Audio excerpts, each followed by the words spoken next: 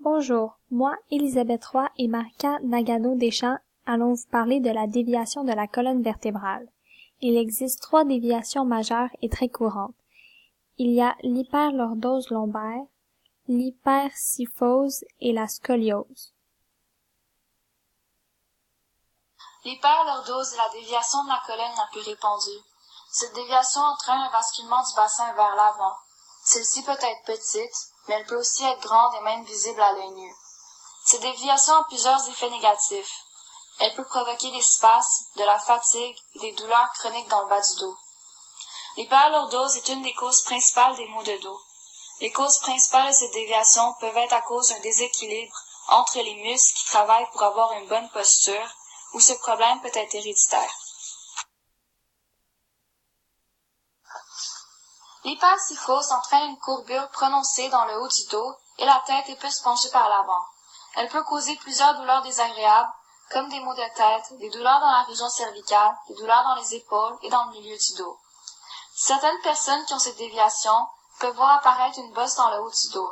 Cette bosse peut être appelée la bonne du lecteur à cause que la position qu'adoptent les lecteurs en lisant ou les gens qui utilisent beaucoup leur ordinateur. L'hypersyphose est inesthétique et en plus, elle peut provoquer l'usure des vertèbres susceptibles de causer de l'arthrose au niveau cervical et dorsal. Il y a beaucoup de causes à cette déviation, comme une table trop basse, une mauvaise position, même des troubles émotionnels. La 3e déviation de la colonne est la scoliose. C'est une déviation latérale. Elle peut être simple ou double. Elle entraîne la déviation d'une des 2 épaules et des hanches. Cette déviation peut causer des malaises, des douleurs de dos et aux hanches. Certaines personnes peuvent aussi avoir une scoliose prononcée. C'est quand la déviation latérale est de plus de 30 degrés. Elle est rare et touche surtout des personnes ayant une prédisposition héréditaire ou une anomalie congénitale. Cette déviation demande un traitement médical.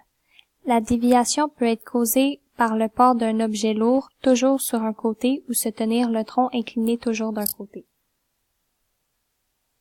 Pour évaluer si vous avez une bonne posture, il y a plusieurs évaluations qui peuvent être faites, comme le test du dos au mur pour vérifier si vous avez une déviation comme l'hyperlordose lombaire ou l'hypersyphose. Il y a aussi le test du miroir pour vérifier si vous avez une déviation comme la scoliose. Si vous faites le test du mur et que vous avez une bonne posture, l'espace entre le cou et le mur devrait être de 3 à 5 cm et la même chose pour le creux du dos.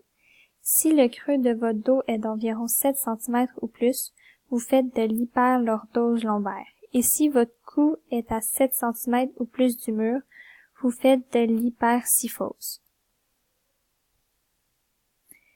Si vous faites le test du miroir et que vous avez une bonne posture, vos 2 épaules seraient au même niveau et vos hanches aussi.